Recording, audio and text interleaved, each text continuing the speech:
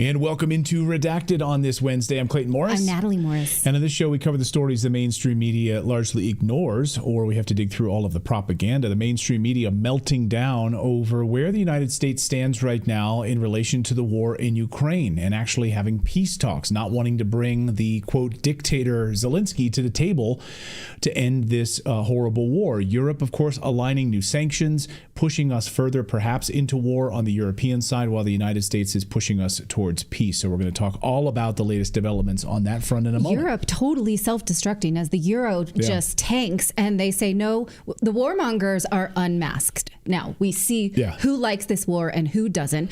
We have a guest coming up, Gilbert Doctorow, who has been warning about this and asking, begging American patriots to have diplomatic relationships with Russia.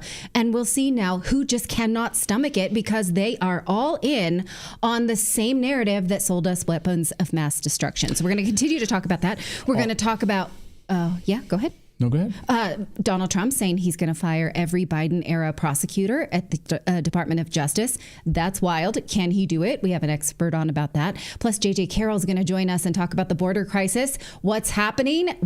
Now Elon Musk says, hey, we can drone illegal aliens inside our own borders? Who voted for that? Like, do we want droning in and around American neighborhoods? That's concerning. Before we get to all of that, though, Philip says no. He votes no. I vote for no drones in my neighborhood. So before we get to all of that, though, we want to remind you that Redacted is brought to you by the Wellness Company. And of course, we've seen that the influx of sickness taking over America is not natural. That's something that garnered most of us to love RFK Jr., champion him for the Secretary of HHS, Health and Human Services. But while we're waiting for real medical research from our government, we can take our medical future into our own hands. The Wellness Company has a medical emergency kit that helps you tackle serious health concerns to avoid hospitalization, or at least until you can see a doctor. This compact blue case is your portable urgent care. We have one in our house, stocked with Z-Pak, amoxicillin, other things, because when your kid gets sick, you get anxious. You want them to have treatment right away. We never know how easy it is. Right now, you can't even buy eggs. Everywhere I've gone, 2 stores, no eggs. So you don't want this supply chain to fail you when you need it the most when it comes to medicine. So right now, go to twc.health/redacted and use the code redacted. You'll get $30 off plus free shipping. That's twc.health/redacted. And let us know if you're in the United States, if you can get eggs in your grocery store. I've gone to 2 stores, 2. Well, no eggs. I think when the Biden administration killed hundreds of millions of chickens. Yeah, shouldn't have done that. That probably has something to do with it. But hey, who knows? I don't know what came first, the chicken or the egg. Oh, that's a good one, honey. All right, let's go. Let's talk about this now. So Europe is moving closer to all-out war with Russia and more sanctions, while the United States and Russia are pushing for peace and removing sanctions. It's a tale of 2 continents right now. And here's Ursula von der Leyen. Says, I welcome the agreement on our 16th package of sanctions. The EU is clamping down even harder on circumvention by targeting more vessels in Putin's shadow fleet and imposing new import and export bans. We are committed to keep up the pressure on the Kremlin. Because that's been working so well? Yeah, it's been working great. Look how you've destroyed Europe's economy, by the way, and the United States economy, by the way. President Trump even talked about inflation yesterday during that press conference, saying that because of this, we've had massive inflation. So it's going to end. Meanwhile, Putin this morning confirmed that the United States and Russia have now formalized relations once again. These relations were canceled, of course, under President Biden. Listen. He says we have taken the first step to resume work in the most diverse areas of mutual interest, including the Middle East and the broad sense of the word. And I mean our presence in Syria, the Palestinian-Israeli settlement, and so on. So basically, across the board, we're normalizing relations now with the United States. Like, what? This all happened in like 3 weeks? Okay. But then the gloves came off, of course. A short time ago, President Trump, this morning, called Ukrainian President Zelensky a dictator. and said he has a 4% approval rating, which he said last night at that press conference, doubling down on it now. And he called out and he called out the entire Ukraine war as a massive deep state money laundering operation. Wow. What? Okay. Truth. That's true. But here's how the USAID-backed BBC News covered it. Watch. President Trump, in the last few moments, has slammed Ukraine's President Zelensky as a dictator without elections. In the past few minutes, he has posted this on his Truth Social platform. Let me just take you through some of the detail. Quite a lengthy post, as you can see there. He says that President Zelensky refuses to have elections, is very low in Ukrainian polls. He's claiming that President Zelensky has about a 4% rating. Polls suggest it's 57%. He goes on, the only thing he was good at was playing Biden like a fiddle. He then calls President Zelensky a dictator without elections. Zelensky better move fast or he is not going to have a country left.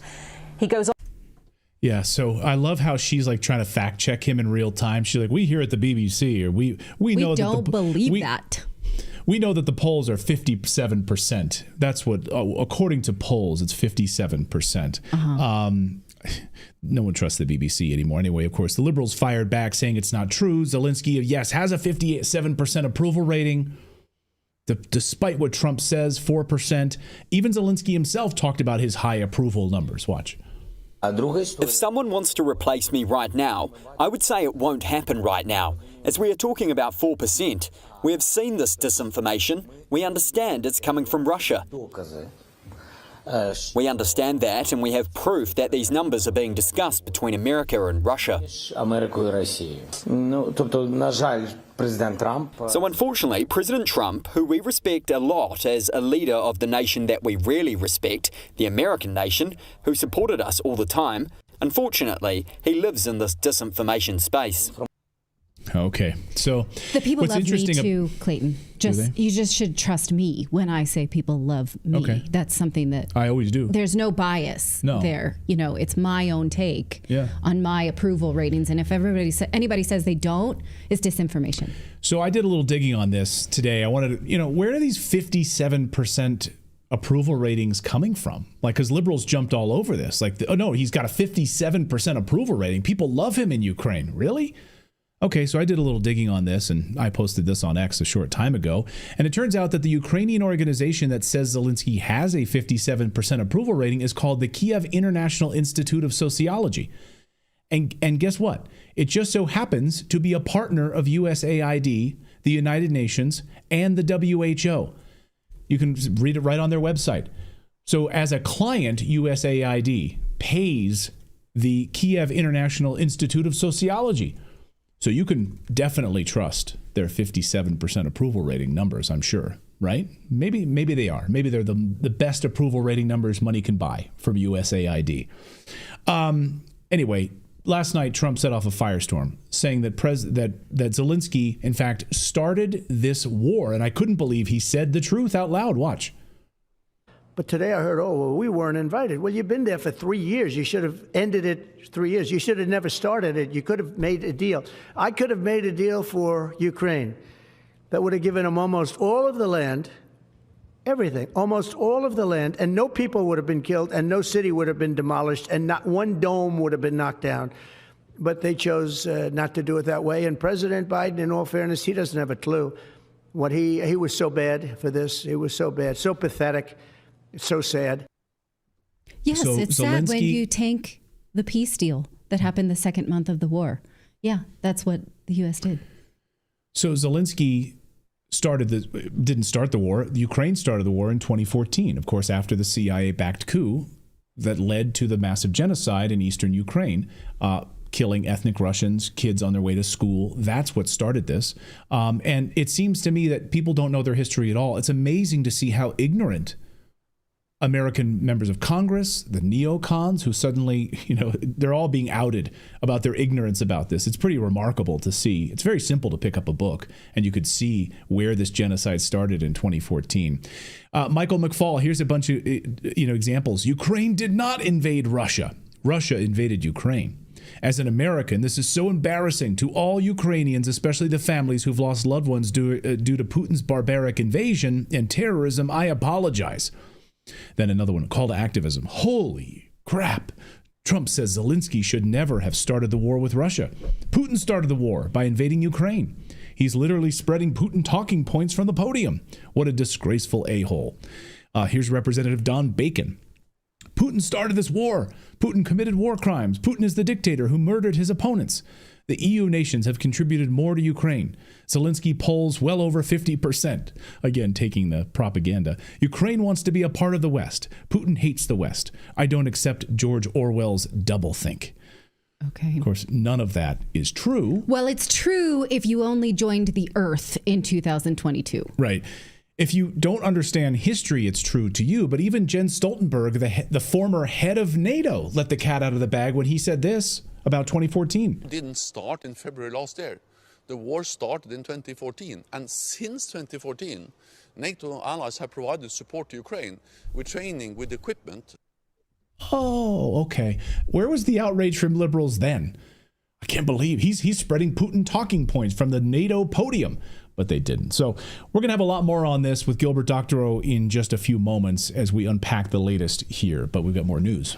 Well, we're learning a lot more about the company responsible for the plane crash in Toronto that flipped upside down, mercifully not killing anybody, but injuring dozens of people. This was a Delta flight that was operated by a regional operator called Endeavour Airlines. So we are owed answers to what does Endeavour Airlines prioritize? Do they do quite a bit of safety? Do they hire the best pilots around? Turns out their website tells us they do not. If we take a look at their website, it says that their main goal is to promote diversity and inclusion in all aspects of the operation. So I ask you, does it bother you when you survive a plane because the pilot was chosen as the best? That must be really bothersome, right? Is that colonialism that you cannot abide? It turns out that, again, their most important mission was diversity. They love to promote the fact that their flights have no men. So they do not care about the best. They care about the skin color and the gender. Here's from their own official Twitter page saying that they're so happy that so many of their flights are unmanned. And they also had this TikTok where they prided themselves on hiring only female pilots. And so leaving the men behind, they say, right. Oh, no men on this flight. I don't think so. Unmanned. So again, this is not to say that this is the thing that caused the crash, but we should get answers for how do you hire? Have you left out better qualified pilots? And this is the result. What are the training requirements? Have you, like other corporations during the Biden era, dropped requirements in order to bring more people in to the detriment of your passengers? Babylon B made this joke, which was kind of funny. It says, Delta adds a little hanging tennis ball at the end of the runway for female pilots to get them to learn when to stop. Yeah, that's funny. Okay, that is funny because, in fact, in our own garage, you asked me to hang a tennis ball from the ceiling because you kept hitting the area. We have a stairway that goes into only my side of the garage, so he can go in willy-nilly, but I have to inch right up to it or else the garage will not close on my, so in my defense. You have to hit the stairwell, so she's like, can you hang a little tennis ball? Do you want to switch sides of the garage? I would happily do that. My truck is too big. It won't fit there. I bet it would. We can try later. We'll try it later. Poking fun at me. Yeah, I am. But I've heard from military experts who've said that females are actually the best helicopter pilots in the world. Their reaction times are better than males when it comes to helicopter piloting. That doesn't mean, like that we're excluding all males from piloting helicopters. We're selecting the best of the best. That doesn't mean like every female has a proclivity for flying helicopters. I probably do not. Exactly. Well, we're on the subject. Well, will the U.S. pull all COVID vaccines from the market now that we know and are allowed to know several things about the COVID vaccines? They actually don't prevent infection. People who are healthy don't need them. And of course, concerns about the efficacy and harm that they may cause. Here's what Representative Thomas Massie had to say about it today. Revoke FDA approval of the COVID shots now, he said. The process for approving them was corrupted by political pressure. According to 2 witnesses I deposed who are in charge of vaccine approval at the FDA. Emails show scientists were pressured to approve them so they could be mandated. I'd love to see that.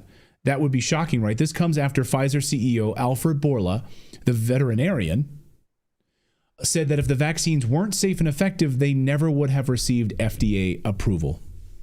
Albert, it's great to have you on. Thanks for being with us. I realize it's only one piece of a broader portfolio, but it is the piece that continues to get outsized attention, and that is your vaccine portfolio. Vaccine makers like yourself, largely shielded from liability. If the products are safe and effective, what is the need to continue to shield, to have these liability shields? And what happens if those shields are changed or go away completely? If the product is not safe and effective, we'll never get approval from FDA or from the other health authorities. They are very strict when they are approving products, particularly for vaccines, because exactly is given to healthy people. However, in a system that litigations can flourish, anyone can create a demand that the accident in the car happened because of a vaccine. And with a jury, it's going to be maybe a flip of a coin.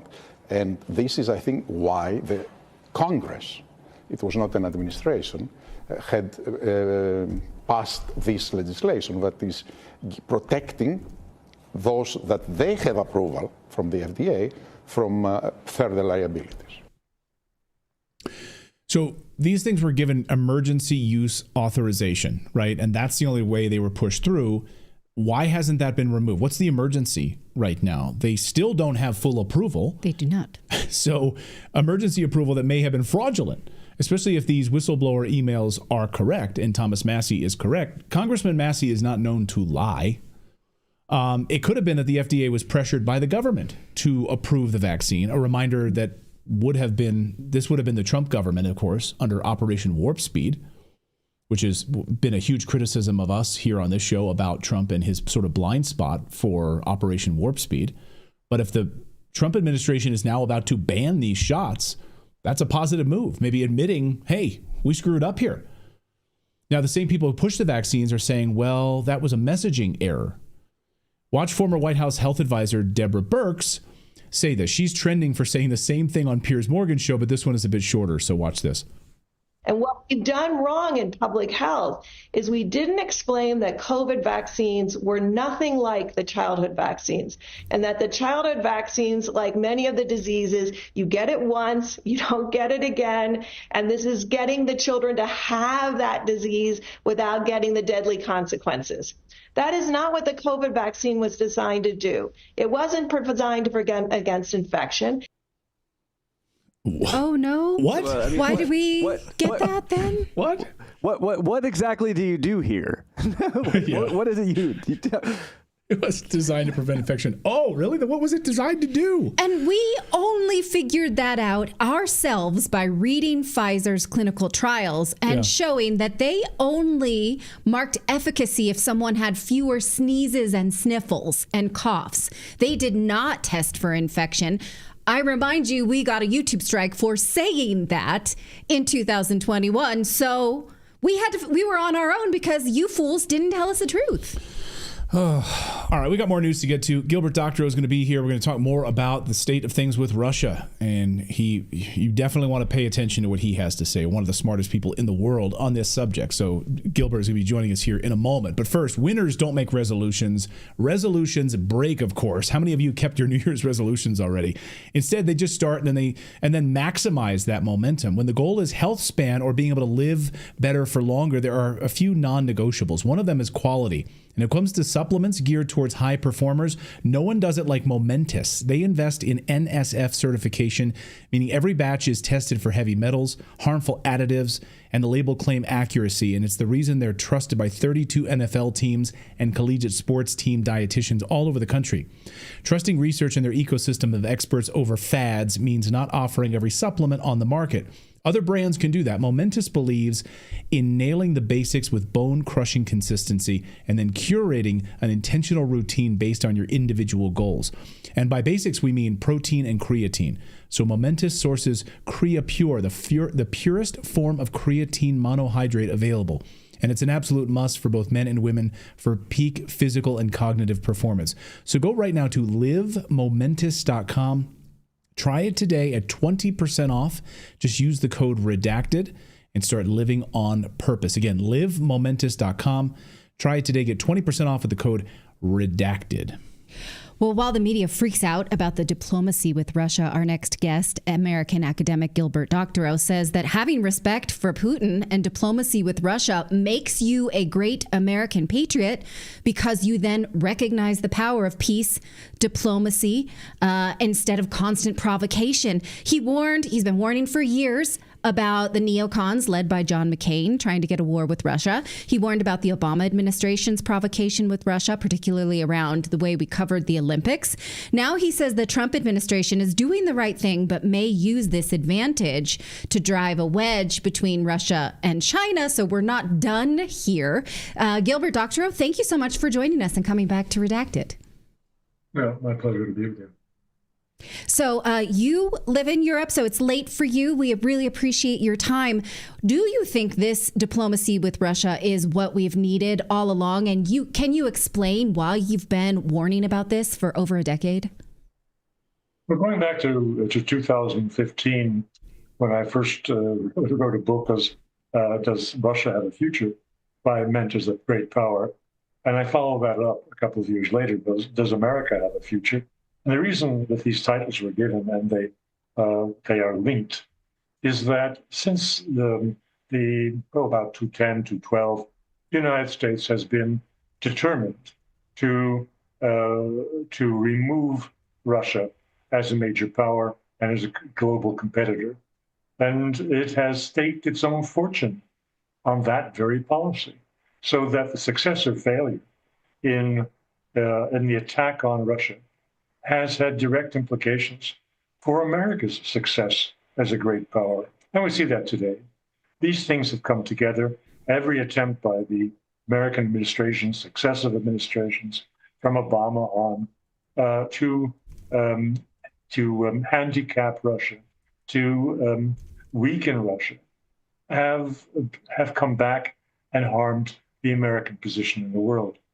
It has finally taken Donald Trump to have the courage to face these facts and this reality and to begin to normalize relations with Russia in the hope of extracting some kind of global advantage. And I think the global advantage will come in realpolitik, or realistic politics tradition, going back to the conclusion of World War II and what was the Yalta Agreement between three great powers, the meetings of Roosevelt, Churchill, and Stalin. This is in the cards, and you'll notice that there were three baskets of things to do that came out of the Riyadh meetings a day ago, and the three baskets were first to restore something approaching normalcy in diplomatic relations, because you cannot proceed to work on the Ukraine war situation, to work on all of the open issues where the United States and Russia can have common interests in a constructive way, if you don't have the manpower, the experts in place, the communications in place. And they were almost severed completely by the Biden administration. So we don't even have ambassadors in place in Moscow or Washington. So that is one basket, to restore normal diplomatic communications for problem solving. The second is a variety of individual identified areas of common interest where there can be constructive U.S.-Russian relations, and including that resolving the Ukraine war. And then the third basket is precisely what you were suggesting, geopolitics. It was named precisely by the three Americans delegation who gave their press conference following the meeting with the Russians in Riyadh. It was called the geopolitical questions. And that primarily is the relations that Russia has with China, with Iran, with North Korea.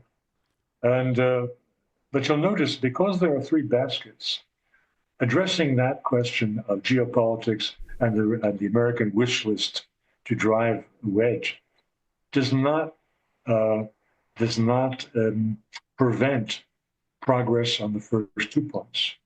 The first basket is to be addressed immediately. That's clear. They can't go anywhere without having proper diplomatic services in place. I don't mean consulates. That's very nice. But the embassies themselves are undermanned. And the Russian embassy in Washington is so hamstrung by various limitations, including the fact that their bank accounts aren't operational. They have been cut off from SWIFT. They can't even pay their bills, the Russian embassy in Washington. That is the first thing that will clearly be resolved in the next week or two. And then they move on Gilbert, to these issues. So I was going to ask you, Gilbert, on the European side. So you're hearing a lot of hand-wringing on the European side over the past 24 hours, that they're not really being brought to the table. They seem really upset about this. Ursula von der Leyen wanting to push additional sanctions now on Russia, while at the same time, Marco Rubio and the Secretary of State for the United States is wanting to pull back on sanctions against Russia. What do you make of this détente? Well, if after this succession of amazing developments, starting with President Trump's 90-minute telephone call with Vladimir Putin, there about which we heard very little as content. But the next day we heard a lot about content, or later that day, when Pete Hegseth made his debut here in Brussels, speaking to the Ukraine support group or coordinating group, and he delivered the double whammy that Ukraine is not going to restore its pre-war boundaries, and that Ukraine is not going to enter NATO. So that was the first real shock treatment.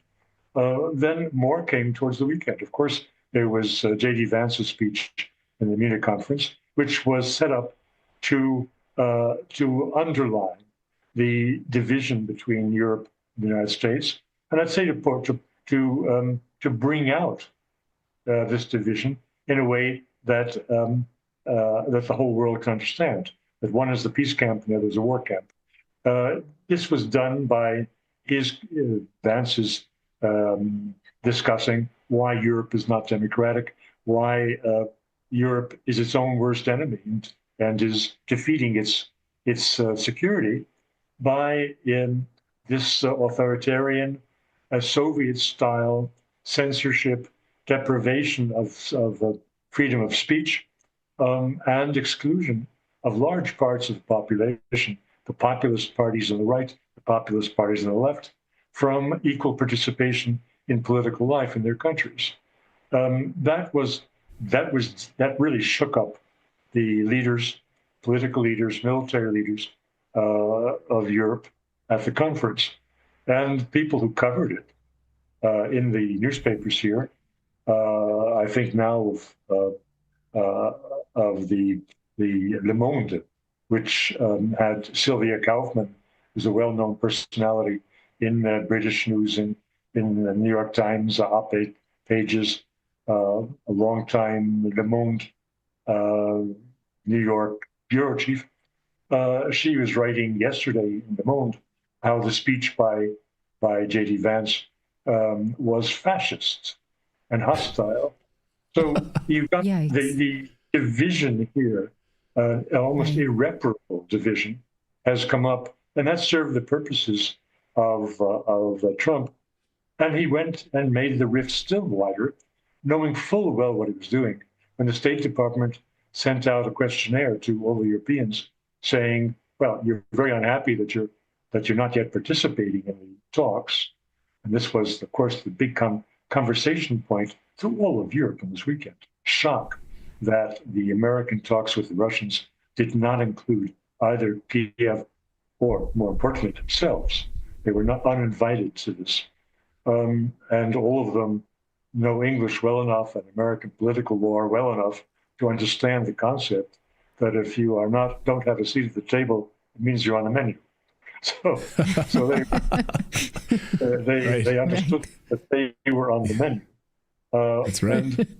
And then this rift was driven by the questionnaire, as I said, a questionnaire which had the intent of saying, look, gentlemen, put up or shut up. You say you want to have a role here. So what are you going to do? What are you going to put up to enforce a peace agreement that we all will reach and to provide security for Ukraine, which you say is your objective? Of course, here was a great opportunity. Mr. Macron does not let any crisis go without his participating in a solution. And so he rallied Europeans, the key countries, to Paris for a meeting on Monday. And these were key countries involved in support of Ukraine. Of course, there was zone France, Germany, UK, Spain was there, Italy was there, and a few other odds and ends. But of course, the NATO was represented by Secretary General Rutte, the governing, the highest executive of the European institutions, the European Council was represented by Da Costa, its president. And of course, von der Leyen. Escape, you cannot avoid von der Leyen. She had to show up. Well, after 4 hours of deliberations, it was a failure. They couldn't agree on anything. And I think it was intentional. I want to ask you about that, actually, because they have to reposition themselves after trailing behind Joe Biden for 4 years. And so the United States, we know Trump is telling the truth that Ukraine started the war first, but really it's our own government. It's the CIA that prompted Ukraine to start attacking those people. So the bad guy behind the bad guy is our own government, the United States intelligence. The Europeans have pretended not to know that and have just promoted this propaganda of Putin's unprovoked aggression. It is the modern day equivalent of weapons of mass destruction. Can European leaders save face now because they're so far up the backside of the old Biden narrative? Forgive me for asking it that way. Let's be more discriminating here, where you've got the Brits and you've got the continental Europeans. The most aggressive people, far more aggressive than the United States, from the get-go, have been the British. And let's be specific about this. So many events around the development of the Ukraine war, and in particular as regards the terrorist activities by Ukraine, the attacks, various attacks in Russia, scandals that were meant to do harm to the credibility of Mr. Putin, and like the death of Navalny. These are all orchestrated by whom? By the CIA? No, by MI6. Now, we all go back to 2003 and the Iraq War, and it was commonplace to say a special relationship between Britain and the United States meant that Tony Blair was the lapdog of the American President Bush. What's happened since is that lapdog has become the attack dog. The MI6 and the Brits have been out in front. They have been the most aggressive, the most destructive in the war in Ukraine. Who was it, after all, who persuaded Zelensky not to go to sign the already initialed peace agreement with Russia on April 15th, more or less, 2022? It was the visit of Boris Johnson. Now, it's easy to say that he did the bidding of Washington, but I think that is a simplification. The Brits had their own agency, and it was to lead the Americans into this disaster because they knew better. Who had the contacts with Ukrainian agents that enabled the murder of Navalny? It was the MI6. It wasn't the CIA. So who could have been involved in the scandalous Bucha massacre that was used to persuade Europeans to sign on to the American sanctions from hell that Victoria Nuland and her team had prepared? It was the Brits. So let's divide this a bit. Mr. Macron, he speaks out of both sides of his mouth. And he will go this way or that way where he sees the opportunities. But the Brits are stuck.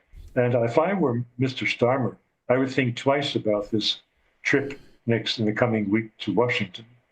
Because now that Zelensky has been denounced by the president as a dictator, I don't know what he thinks he can achieve by visiting the Oval Office.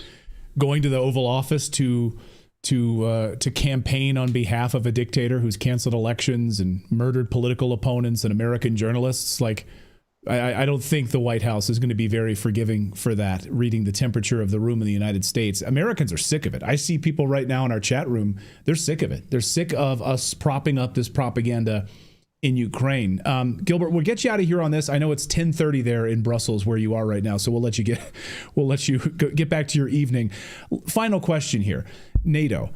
Big rumors floating around right now not a rumor, in the German newspaper Bild just published saying, and similar to the Financial Times, that the United States is ready to leave NATO and get out of NATO altogether. What do you make of that, and what would that mean for the future of NATO? Let's use a little bit of Sovietology here and parse the words of Mr. Trump. Just notice what he said in the last day. We will not take all of our troops out of Europe. We will not take all of our. That means it's a lot more than the 20,000 with troops taken out that we heard about 10 days ago. Even the Brits acknowledge, even Starmer acknowledges, that they can do nothing in Ukraine without American presence, without the Americans providing the logistics, the satellite intelligence and the rest of it. So as the United States cuts its forces in Europe, Europe is defenseless. And being defenseless, they will have to acknowledge that they are alone against the big Russian neighbor, and they damn well better do something to accommodate themselves to the Russian neighbor, and instead of sending in new sanctions, which cannot be enforced without American backing. That is a situation. I cannot see that the present leadership in the European institutions can stay in place. I say Mr. Macron can talk out of both sides of his mouth. I don't think that Ursula von der Leyen or Kaja Kallas have that luxury. I think they're going to be on the street. On the street. Wow. All right. That's a prediction. And I had forgotten the case that you made for the British actually killing Alexei Navalny. I refer you to the piece we did with Mr. Doctor recently. Please look that up on Redacted and subscribe to his newsletter because it has a lot of bombshells. This guy, he's a great researcher. Yeah, our chat room is just saying, wow, what an incredible guest. So thank you, Gilbert. Thank you for staying up late for us there in Belgium. You are in a nest of vipers there in the middle of Brussels. Thank you. Thank you so much, Gilbert. Great to see you. And have a great night. Okay, bye-bye. Bye-bye. Bye. Thanks. All right. We got more news to get to because President Trump has been on a tear with massive amounts of firings. Liberals are freaking out about it right now. And one of the things that President Trump has vowed to do is fire all those U.S. attorneys that President Biden, those corrupt U.S. attorneys that President Biden put in place and were weaponizing the DOJ. Well, it looks like that hammer has just fallen. We're going to talk about that. But first, you know, the problem with these huge tech companies is they don't want your money. They want to know everything about you. Shadowy data brokers make a living compiling detailed profiles of your online activity, and then they sell them to marketers and other corporate interests that want to control you with targeted ads. They're not selling a product. They're selling you. But you don't have to let them. There's a great way to keep your browsing history truly private, and we use it every day here on this show. We couldn't do our show without it. It's an app called ExpressVPN. One of the easiest ways for data brokers to track you is through your device's unique IP address, which also reveals information about your exact location. With ExpressVPN, your IP address is hidden. That makes it much more difficult for data brokers to monitor, track, and monetize your private online activity. ExpressVPN also encrypts 100% of your network traffic to keep your data safe from hackers when you're on public Wi-Fi. The other day, I was out at a coffee shop, and I was using ExpressVPN because there's no way in the world that I want my private information on an open Wi-Fi network, especially if you're doing banking or just, surfing the web or doing work. You don't want that information out there. ExpressVPN works on all of your devices, your phone, your laptop, your tablet, you name it. Just tap one button, turn it on, and you're protected. It's that easy. Find out how you can get 4 months free by scanning the QR code right on your screen, right there, clicking the link in the description box below, or simply by going to expressvpn.com/redacted. Well, I'll take it. Go ahead. Yeah, sure. President Trump says he's terminating all Biden-era U.S. attorneys at the Justice Department. Here was his post about it. He says, we need to clean house immediately and restore confidence. Well, can he do that? What does that mean? This comes as a Justice Department lawyer resigned after she was asked to investigate the Biden administration's scheme to funnel EPA money into hidden non-governmental organizations. We brought you that story last week. Lee Zeldin, the new head of the EPA, said that after he was confirmed, he directed his staff to find hidden money that was shoveled out the door before Biden administration ended, and he found it. He asked the DOJ to look into it. Was this legal? Were these contracts legal? Was this extortion or something like that? And within 1 week, less than 7 days, one of the top prosecutors resigned, saying, this is nothing. I don't want to even impanel a grand jury. I'm not going to do it. I will resign. So it's no wonder then that the Trump administration would say, we need people who are willing to do their jobs. Well, Lionel is going to join us from the Lionel Nation YouTube channel. He's a prosecutor. Thank you so much for joining us, Lionel. So is this legal? Can Trump do this? Is it usury? Well, it's not usury. By the way, technically, I was a prosecutor. I am not now, but I'm a licensed trial lawyer. And it's not usury in terms of something being usurious like a loan. But let me explain to you what this is. First and foremost, this is exactly what the president can do. Normally, it is understood that all U.S. attorneys, there's about 93 of them roughly in the United States. These are the U.S. attorneys, the United States attorney for the Southern District of New York, for the Eastern District of New York, from wherever. There's about 93 of them. It is absolutely understood. They normally tender their resignations, and the president decides whom to keep. Number one, this is nothing. Number two, it's his show. This is the separation of powers. Now, since I'm not sure if you covered this, but Judge Dale Ho in New York dealt with this case involving Mayor Eric Adams. Eric Adams had his case ordered to be dismissed by virtue of Emil Bove, who was the assistant, now the attorney general.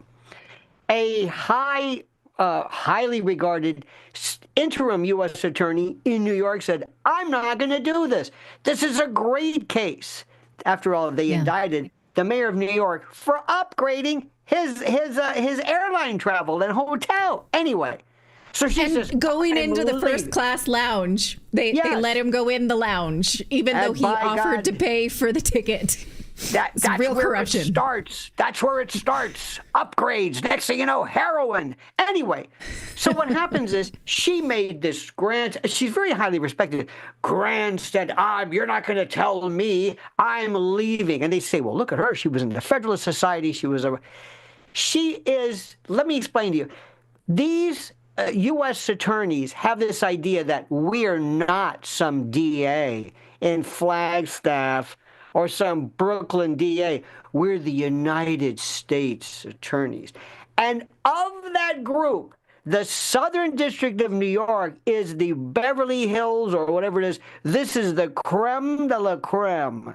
And they oftentimes get into it with Main justice. That's the code word for D.C. So anyway, make a long story short, President Trump said, I don't care what you say, you're going to do this, and if you don't like it, there's the door. They're making it sound like the president is this ham-fisted lunacy where he's forcing people to take cases. Now, in today's matter, there was this Rule 48A motion before this judge, Judge Ho, and he said, look, I'm not going to get in the middle of this. If you want to dismiss a case, you have to run it by me to make sure. And friends, this is what's critical. The judge and the courts are to determine whether the defendant under the Constitution is protected, not we the people. The U.S. attorney, the U.S. attorney brings cases on behalf of the president, but the Constitution protects defendants, and the only way they want to make sure is, let's say if you or Clayton decide they get you in a crack, and they say, okay, here's what we're going to do. We're going to dismiss this, but we're going to dismiss it without prejudice, meaning we can bring it back anytime we want.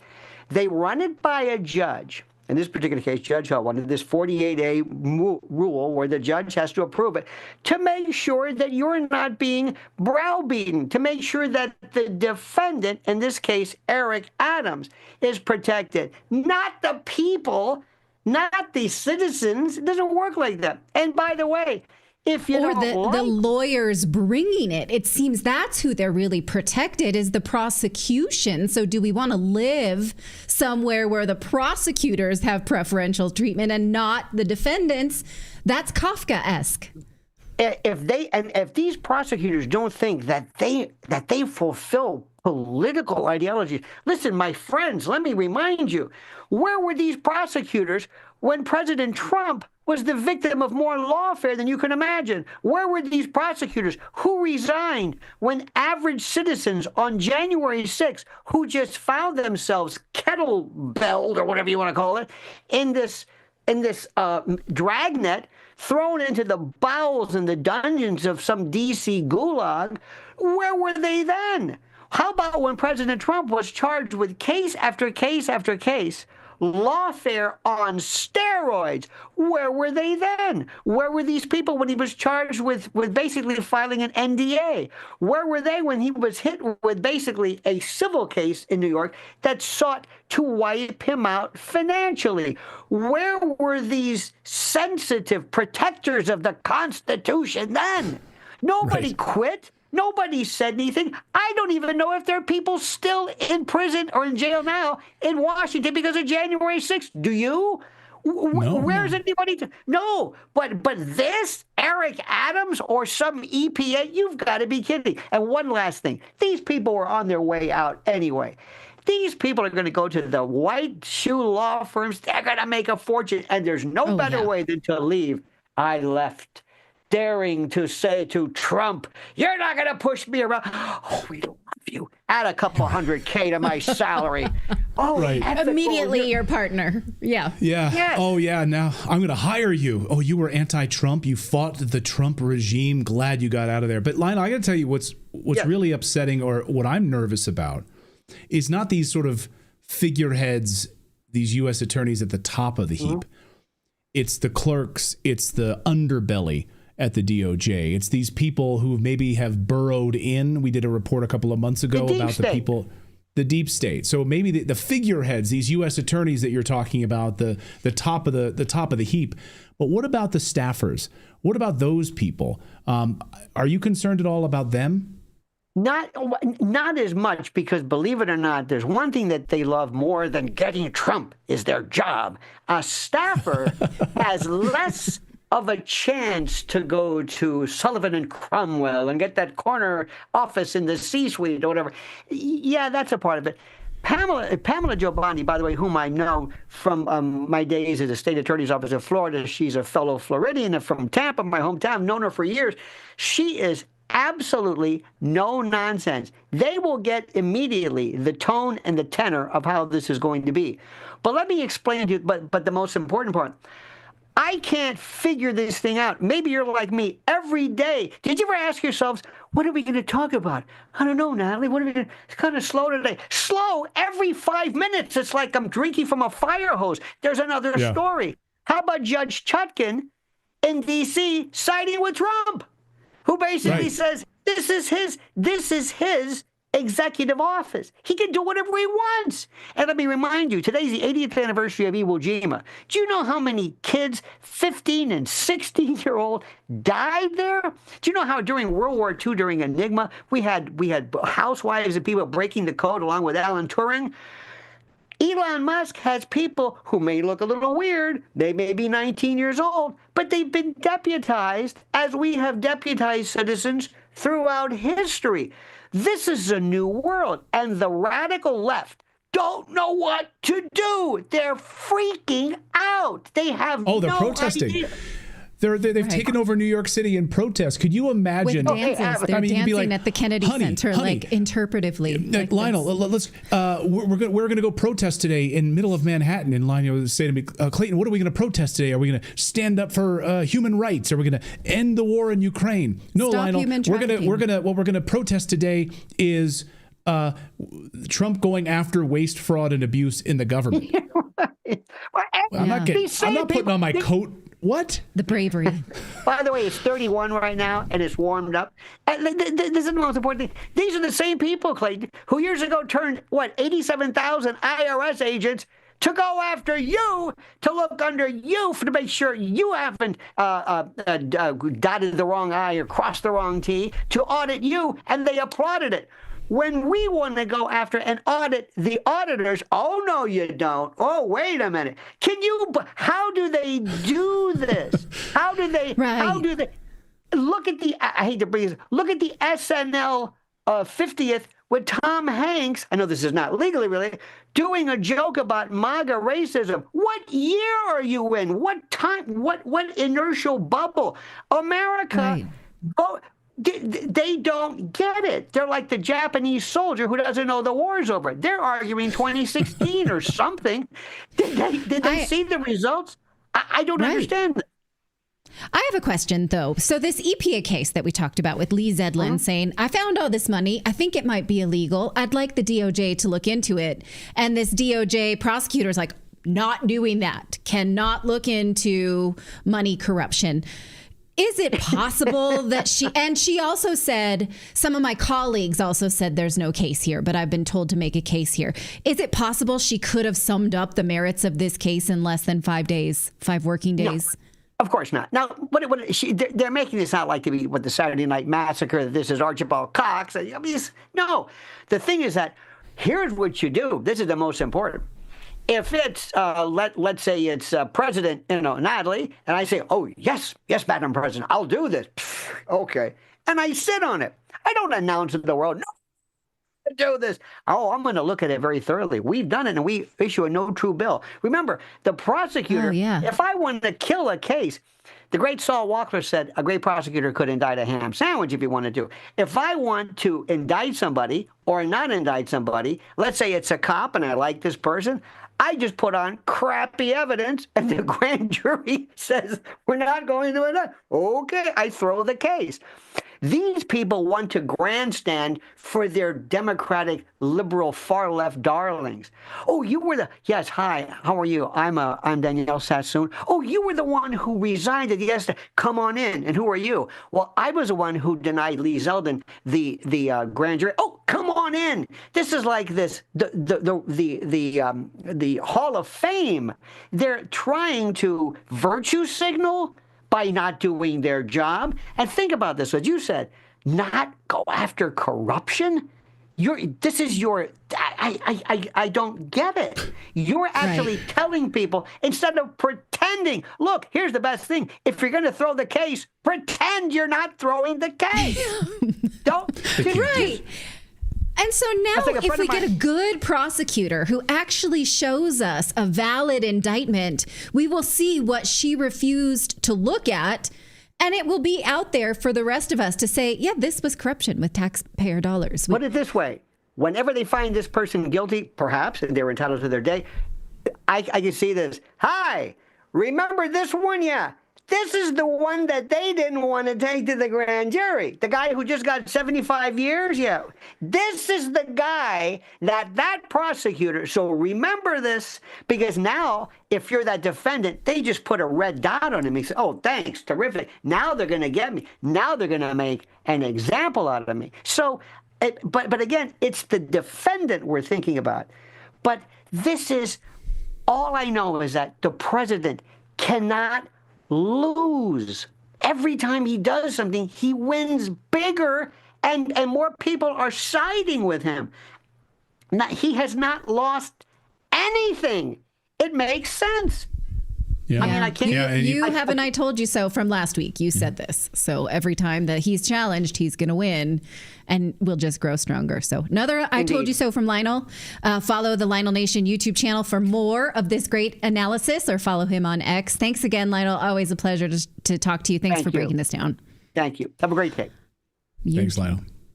All right, we got more news to get to because America's border crisis seems to be drying up. Yes, are America's borders getting to the point of security now? This is unbelievable, which just goes to show you the level of destruction, the treason that Biden and the administration put on the American people with our borders. And we just got word from the State Department under Marco Rubio. They've now officially declared multiple gangs as foreign terror organizations in the United States. President Biden could have done this himself, but he didn't. We're going to speak with J.J. Carroll next about this and what it looks like next for the U.S. border in a moment. But first, we want to tell you about our friends over at Tax Network USA, because if you are struggling with your daily expenses, your monthly expenses, as my mom says, too much month at the end of the money, well, then you can learn this trick that wealthy people do, which is just leverage your assets. If you're a homeowner, you probably have some equity that's just sitting there not helping you at all while you dig yourself deeper into debt. That's not the way, friends. You can learn to leverage this equity, pay off that high interest bad debt, and then start to build your finances, build wealth for your family. Tax Network USA can teach you this. They're saving their customers an average of $800 a month, which would really give you some breathing room. Also, if you do refinance your house and take out some of that equity, then you could save yourself 2 mortgage payments, and that would also be awesome. So give them a call at 800-958-1000 or go to tnusa.com/redacted and have a free consultation so they can teach you this. This doesn't mean you need to do it, but it does mean that you should learn it. You should not continue to dig yourself into debt if there are options. So give them a call, 800-958-1000, or head on over to tnusa.com/redacted. Robert Jarrett says, I'm surprised you guys haven't discussed the Santorini or Camp Filigree supervolcanoes. It hasn't stopped shaking over here. By the way, we covered this a few months ago, warning everyone, that this was about to burst. So watching Italy, and of course, yes, we've seen, what else? Mount Vesuvius going off as well. So thoughts with the people there. They've been warning for months. So tourists continue to go there, and this could be a disaster. But we've got another disaster that we're just cleaning up here in the United States, and that is America's border crisis. The Biden administration was willfully committing treason by allowing millions of illegal alien criminals to invade our country. They lied about trying to stop it. They told us it was secure. Remember, the border's secure. If that was the case, then how did thousands of illegal gang members and cartel members get into our country? U.S. State Department under Marco Rubio today officially declaring these gangs as foreign terror organizations. Recognize any of these? Tren de Aragua? MS-13, the Sonora Cartel, Jalisco New Generation Cartel. I mean, it's pretty long. Would you let these gang members hang out with your 12-year-old daughter? Of course not. But liberals are taking to social media to protect these cartels and praying that the cartels hurt Trump. This is liberals. Watch. Oh, we might be saved by the most unexpected group of people. Do you know who Trump's trying to declare war on? The cartel. Oh, please do. Please do. Fuck around and find out, Trump. Yeah, so nice. I don't understand what she's saying, that it's she's not hoping, necessary to declare war on the cartels. What she's hoping is that they're going to commit violence against Trump. That's what she's basically saying. Our next guest has just written a brand new book, launches today. It's out now. It's called Treason. First of all, everyone needs to go to Amazon or wherever you buy books, and let's make this a New York Times bestseller. It's called Treason, J.J. Carroll's brand new book about the Biden administration's strategic and malicious destruction of America's sovereignty. Spent 24 years as a Customs and Border Patrol agent, and he left. J.J. left when Biden started destroying everything that Trump had done at the border. He witnessed the treason firsthand, and he joins us now. First of all, JJ, welcome back to the show. Congrats on the brand new book. And what have these past 3 weeks been like for you, watching us trying to secure the border again after all these years? Well, first, it makes me feel happy that America is safe again. America's sovereignty is being secure, but also on a very personal level, makes me feel vindicated, because for years I have been saying this is treason, what Joe Biden is doing to America. And people are saying, well, the border's being overrun and he's doing the best he can. And I said, no, you can shut the border down in 24 hours. And guess what Trump did his first day in office? Shut the border down. 97% of the border crossings have decreased. 97%. Guys that I know that have been feeding me information, they're my friends, my former colleagues, tell me every single person that is arrested is deported. And that it is a trickle now. So when we get to that point, we have to go back and remember, Clayton and Natalie, that from the very first day Joe Biden took office until the day he left, 5,000 to over 20,000 illegal aliens were arrested every single day and released into America. That's shocking. And that is, in my opinion, without a shadow of a doubt, treason. Now, you warned about the Catholic charities that were complicit with this. Now the Catholic charities are looking left and right like, what do we do now? So can you remind us how the Catholic charities were in bed with this trafficking organization? Absolutely. And I am Catholic, so it makes me very sick to have to talk about this. The Catholic charities from 2009 to 2024, right at 25, when Trump became in office, they had received over $5.2 billion. Catholic charities, $5.2 billion. And under Joe Biden's watch in 4 years, conservatively, they received almost $3 billion. And at the same time, I don't believe in coincidences. Do you know how much a Catholic church has paid out to sex abuse victims that they allowed to have destroy those lives? Over $5 billion. So they got penny for penny. And this is just not Catholic charities. This is Jewish Family Services, Highest, Lutheran Family Services. You name every religious organization, NGO, they received tens of billions of dollars from the federal government.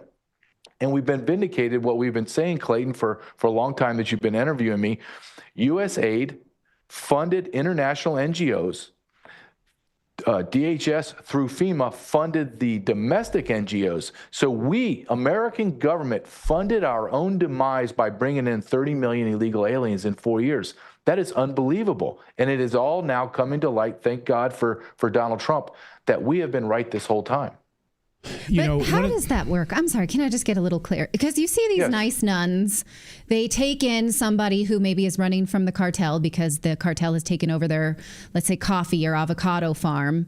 And these nuns are like, we got you, you're okay here, but you can stay for just how long? And then where does this go wrong? Like, it's not every single volunteer in these charities that knows what they're doing. Where does it fall out? Where do these people get lost and trafficked?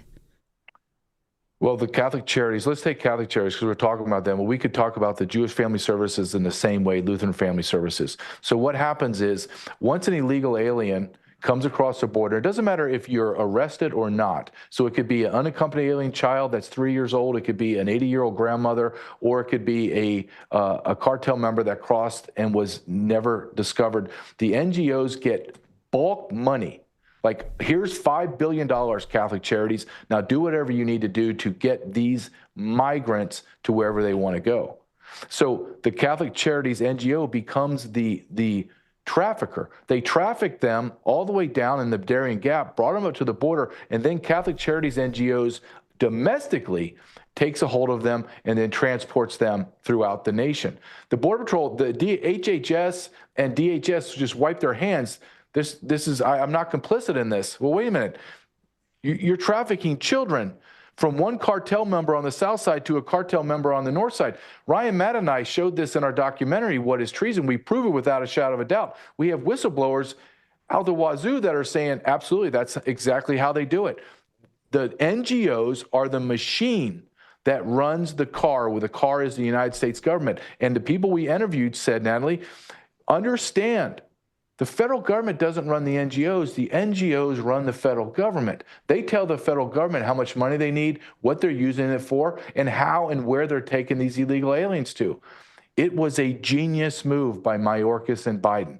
Absolutely genius move. It was a checkmate move. It's something that Donald Trump would have done in reverse.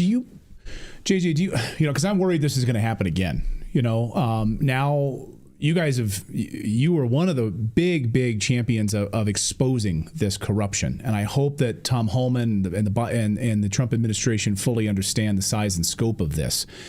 Do you think the Trump administration is putting an end to this funneling of money to these NGOs and stopping this massive criminal organization that Mayorkas and Biden put in place? Because I'm worried, Trump, a few years, we get another Democrat administration flowing through, and it's just, they pick up the checkbook and they just start signing the checks all over again.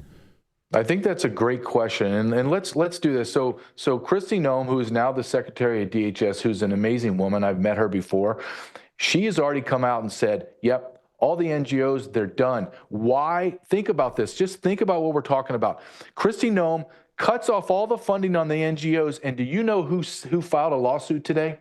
Who filed a lawsuit against the DHS? The Catholic bishops of the United States of America. The Catholic bishops sued the federal government saying, you have to give money to us, a charity, to move illegal aliens into America. I wish I was making this up as a Catholic, but I'm not. This has come out as news today. This is how sick these NGOs have become. And I would say, I want to follow up one more thing with you, Clayton. You were right. If Donald Trump, who I am the biggest Donald Trump MAGA supporter, and Tom Homan is the absolute perfect pick, and so is Kristi Noem. But if Donald Trump does not burn the NGO system to the ground and scatter the ashes to all far corners of America, the moment he is removed from office by timed out or whatever happens, and those traitors people come back from the Democrats, they will just come back stronger and more efficient than they were before. You have to eradicate. And this is where I come in my book, Treason. When you determine that there has been treason committed against America, fraud, waste, and abuse in the trillions of dollars with a T, not in the billions, you can't walk away, Clayton. You have to have an end game to this, and the end game is arrest and punishment in jail. That's it. Yeah. It has to happen. If it doesn't, we're going to relive this. My son, that's 13, your children that are young is my son's age. They're going to live through this, and they're going to have to repeat this. However, when evil is allowed to resurrect itself, it doesn't come back in the same form. It's more powerful, it's stronger, it's wiser, it's more intelligent. So they don't get killed again like we did. There has to be a resolution to this treason, and that's jail. Well, one of the things that they did very creatively, you have all these liberals that live in the cities on the coasts, and so they don't have to see it, right? You write in your book, Treason, and you focused on Middle America and the hollowing out of Middle America. I think you focused on, at least in one example, of Logansport, Indiana. And I think the Attorney General of Indiana, Todd Rokita specifically, believes that it was an operation specifically to dump tens of thousands of illegal Haitians and others inside of these small towns throughout Indiana. But that was just one example, right? So how did the Biden administration manage to really hide this from a lot of big city liberals, because they were dumping it into red districts, right? That's right. Once they saturated, and you and I talked to this before, they saturated the metropolitan cities to the point that those cities were actually busing those people out of their cities. Like, I mean, you're showing this in New York City right now. Well, Logansport, how big is Logansport? They're about 30,000 people. Well, they dumped thousands of Haitians in there. They have, I think it was 28 different languages in their small school district. 28. So all of their money went to English as a second language for 28 different languages. So you see the destruction. It's not just focus on New York, Chicago, Phoenix, LA, all that. Yeah, that's happening. But small town America is being eradicated. Let's take Springfield, Ohio. 40,000 people lived there 5 years ago. There's over 60,000 people live there. We are not even replacing at the birth rate in America. So how did we get 20,000 new people? Well, there were 20,000 new Haitians, illegal alien Haitians deposited in Springfield, Ohio. Why? To ultimately change the demographics in order to have electoral college domination. And when you look at the total, and my theory of all this is the Biden administration, through Obama, that whole cabal, wanted to fundamentally transform America. Well, how did they make that decision to do that? They made the decision to flood America with illegal aliens in the 30 to 50 million range, and that would change the demographics. Not the demographics of race and ethnicity, the demographic change from citizens to non-citizens. And then when you count all these people in the census, it would flip. It would flip the House of the Congress, the House, by 60 seats, minimum 60 seats. So when that happens in 2030, if we do not eradicate the illegal aliens and then we do not allow them to be counted in our census, if they're counted, you will see the destruction of our country, and there'll be no coming back from that. Game over. Ron in our chat asks, where are the children? You know this is a very hard topic. Where are the children? 550,000 unaccompanied, yes, ma'am, they're gone. 550,000 unaccompanied alien children from babies, literally just birth babies to 17 years old, crossed the border, were transported through all the NGOs that you and I just talked about and sent back to the cartel members, and they're all lost. I'm telling you, they're all lost. The Inspector General of DHS in August of 2024 came out and said, we've lost 320,000 of them. We can't find them. And I'm going to quote Donald Trump. Donald Trump said repeatedly through campaign and now as president, quote, a lot of them are already dead. And I'm going to tell your audience what's going on. They are being labor trafficked. If that's the worst, thank God for them. 2, they're all being sex trafficked, all of them. 3, organ harvest. And 4, satanic ritual. This is happening. We documented this in our documentary, Ryan Madden and I, What is Treason Trafficked? We're not making this up. This was not something I was even really an expert on any level until about a year ago, when I got sucked into this world when I was filming our documentary about the open borders and discovered that our federal government, and this is a quote that I use, that everyone I interviewed, everyone from the people that chase these horrific individuals and to the people that chase and find the kids and take them back, to the actual traffickers themselves. And I asked them, I said, I need you to answer this question, just a yes or no. It's my statement.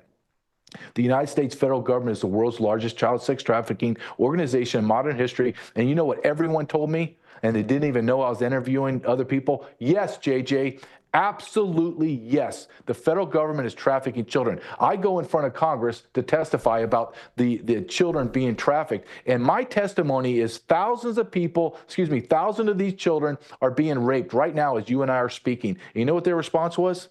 It looks like we're out of time. Committee's over. Let's move on. Right. No, yeah, but there's been whistleblowers within HHS. There's been whistleblowers who saw it happening. It's our choice whether to listen to it or not. Something that I want to ask you, and we'll get you out of here on this. The drug cartels are not going to be like, oh, I guess our jig is up. Let's go home and make an honest life. It can get pretty dangerous because we're cutting off their most profitable clientele, which is mostly American white men that cannot any longer get these drugs. So what are they going to do? Are we going to have a Vietnam era war on our hands here when the cartels get desperate because they will try to continue their money and power and corruption? I believe you're looking at a business that is $1 trillion. Not back in the 1990s, the Ariana Felix brothers, just on the cocaine alone, was $39 to $40 billion annually. That was in the 90s. I'm telling you, from child sex trafficking, human trafficking, and all the hard narcotics, we're at $1 trillion. Easy. Easy $1 trillion. So you think they're going to give that up? No. So my only thing that I would say to, if Donald Trump ever asked me my opinion on this, because I dealt with these savages, the only way, if you're going to win this war, is you have to go 100% in and eradicate them. And I mean kill them all of them, because they're demons. And they will spawn more demons, and they will continue, because it's all about power and money, and it's enormous amounts of money. But I would like, and you said this, Natalie, and I would like to be able to put this into discussion. They are demons. I hate them. I'd go back into the Border Patrol now in order to go and eradicate them under Trump. But let's be honest. Who is the #1 consumer of child pornography in the world? America. Who's the #1 consumer of hard narcotics in the world? America. Who pays money, physical money, to have sex and rape children? The United States of America. So those cartel members are only supplying what we demand to consume. We are the consumer. We demand them to bring us children, to bring us cheap labor, and bring us hard narcotics. We need to look into the mirror, America, and realize that we're the problem. And we need to start correcting right now at home. You know, it has been done before. This week I was reading a book about Cesare Mori, who eradicated the mob in Italy by using extreme force. There's a template. I want to look into that further. So thank you, JJ, for joining us. I want to remind you.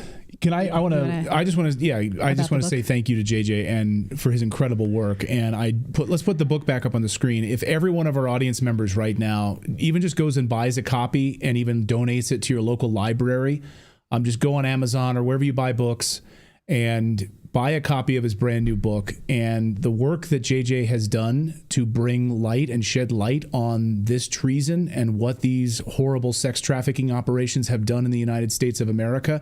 Again, buy a book, donate it to your local library so people all across the country can see this, and so we never have it happen again. I mean, that's the goal here at the end of the day, is to never allow this to happen again. But we've still got a lot of work to do, and JJ is out on the front lines on all of this. JJ, great to see you, my friend. Thank you so much for this hard work, and congratulations on the new book. Thank you, guys. So have a great week. You too. Thank you. Well, that's going to do it for Redacted. Man, we had some banger guests today. I learned a lot. I really appreciate you guys being here with us to ask the right questions, to participate in the conversation. Please be here tomorrow. Remember, this show is live Monday through Thursday, 1 p.m. Pacific, 4 p.m. Eastern. And you can catch it after as well. If it's not appointment viewing, you got something to do, come back later. We really appreciate you. We want to remind you, we have a free newsletter, comes out every day that the show comes out, Monday through Thursday. You can find it at redacted.inc. You click the little join our email newsletter, and then you click the authenticating. Oh, we changed the image there. I wonder why we did that. We used to have a picture of an alligator in the newsletter. Good. Now we got some boobies. Now we got a woman? All right. America is We've back. Been upgraded, I suppose, from America alligator image to a teeny weeny bikini. So, okay, you don't get bikinis every day in the newsletter, but you get a lot of things that are topical discussion topics that we're going to talk about in the show. So again, it's redacted.inc. See you tomorrow, everybody. Thanks so much for being here.